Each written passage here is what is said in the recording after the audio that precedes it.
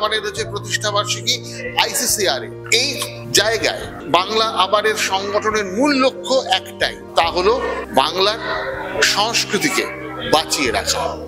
বাংলা সংস্কৃতিকে বাঁচিয়ে রাখার জন্য যেটা প্রায় বর্তমান সরকার এর অতীতে যে সরকার ছিল তাদের যৌথ প্রচেষ্টা, যেটা বাংলার মানুষ ভুলতে বসেছে, সেই সংস্কৃতিকে বাঁচিয়ে রাখার জন্য এই সংগঠন যে কাজ করে যাচ্ছে আমি তাদেরকে সাধুবাদ জানাই। এবং আগামী দিনে তার সদস্যরাই এই ধরনের অনুষ্ঠানের মাধ্যমে দেশাত্মবোধ, দেশের প্রতি ভালোবাসা, মাটির প্রতি ভালোবাসা, আমরা কি, আমাদের অরিজিন কি, সবটাই কিন্তু বাংলার মানুষের কাছে তুলে ধরবে।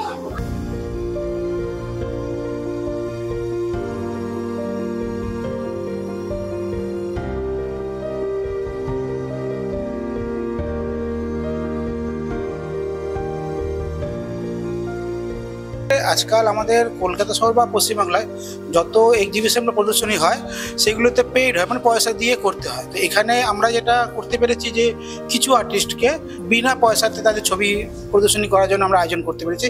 এটাতে আমাদের খুব ভালো লেগেছে, এইটাই আমাদের কাজ ছিল এবারে, সেটা করতে পেরেছি। বাংলা আবার হচ্ছে মূলত বাংলার যে হারিয়ে যাওয়া সংস্কৃতি ঐতিহ্য তাকে ফিরিয়ে দেওয়া। কারণ বর্তমানে যেটা হচ্ছে আমরা দেখছি যে সিনেমা থেকে শুরু করে সব জায়গাতে এটা কপি করার একটা ভীষণভাবে একটা প্রচেষ্টা চলছে। তো আমরা সেই কারণে বাংলার ঐতিহ্যকে আবার ফিরিয়ে দিতে চাই। বাংলার যে হারিয়ে যাওয়া শিল্প, অনেক কিছু, যেরকম ফোক আর্ট বা আমাদের যে দুর্গাপুজোর থিম, এমন অদ্ভুত থিম হচ্ছে, আমরা তার মধ্যে থেকে খুঁজে আমাদের যেগুলো ঐতিহ্যপূর্ণ থিম সেগুলোকে দিয়ে মানে বাংলা আবার ভারত সভায় শ্রেষ্ঠ আসন হবে। যেরকম কবি বলেছেন, ভারত আবার জগৎ সভায় শ্রেষ্ঠ আসন হবে। তো সেই সুরেই আমরা মানে তৈরি করেছি সংগঠন।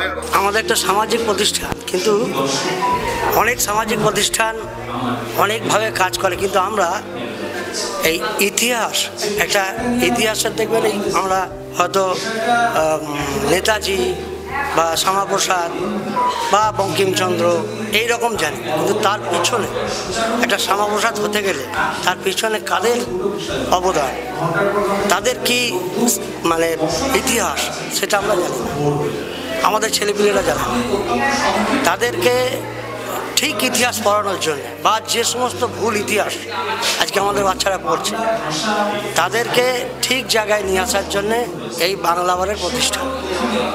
ভারত আবার জগৎ সভায় শ্রেষ্ঠ আসন লাভে, এমনি বাংলা আবার জগৎ সভায় শ্রেষ্ঠ আসন লাভে মানে ছিল একটা সময়, কিন্তু আমরা আস্তে আস্তে পিছিয়ে এসেছি। সেই জায়গায় আনাই আমাদের মেন উদ্দেশ্য। বাংলার যে অবদান ভারতবর্ষের স্বাধীনতা এবং স্বাধীনতার আগে, যা আমরা ইতিহাস বই পড়লে দেখতে পাই, কিছু কিছু এমন কিছু নাম আছে, কিন্তু সেখানে বাঙালিদের কোথাও নাম আমরা খুঁজে পাই না। এই বাংলার যে ঐতিহ্য, বাংলার যে মাহাত্ম্য, বাংলার যে কালচার, এইটাকে ফিরিয়ে আনাই হচ্ছে আমাদের বাংলা আবারের মূল উদ্দেশ্য, মূল লক্ষ্য।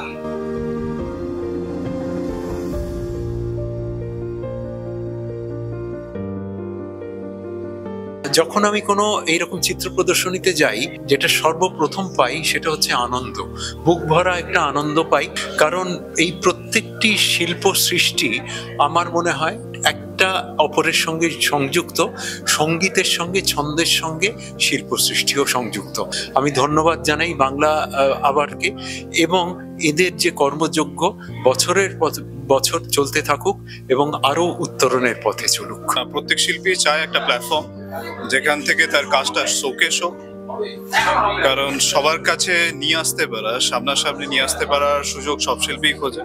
সেখান থেকে এরকম একটা এক্সিবিশন, স্পেসিফিকলি এটা বলাটা খুব ইম্পর্টেন্ট, যেখানে পার্টিসিপেশন ফিস নেই, সেই ধরনের এক্সিবিশন হওয়াটা খুব ইম্পর্টেন্ট। কারণ এখান থেকে বোঝা যায় যে খানিকটা সিলেক্টেড আর্টিস্ট নিয়ে কাজ হয়, সেখান থেকে অবশ্যই ভালো লাগে। এই ধরনের এক্সিবিশন আরো হোক, প্ল্যাটফর্ম আরো গ্রো করুক, সেটাই চাই। শিল্পী হিসেবে অনেকটাই মানে অনুপ্রাণিত হই, কেননা একটা জায়গায় বাংলার একটা কালচার, আমাদের এই আঁকা, গান, সংস্কৃতি যেগুলো রয়েছে, সবাই ওখানে ভালোভাবে পার্টিসিপেট করতে পারে।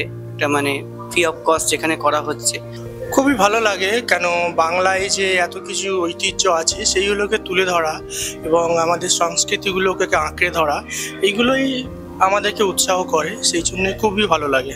বাংলা ইকোনমিক্সে দাঁড়িয়ে এক্সিবিশনের হালটা তো অনেকটাই হয়েছে।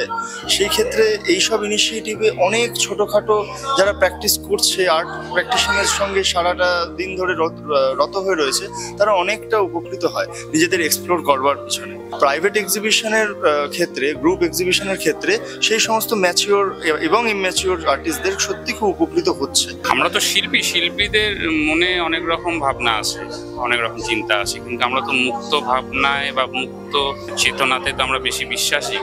এরকম এক্সিবিশনগুলো যখন আসে তার মধ্যে তো একটু এখন যে সিচুয়েশনগুলো চলছে সারা সমাজে, একটু তো প্রতিবাদের মনোভাব চলে আসে, শিল্পীদের ক্ষেত্রেও আসে। তাদের শিল্পীরা হয়তো কিছু বলতে পারে না, তাদের হয়তো চিত্রকলার মাধ্যমে তারা সেটা বলে থাকে।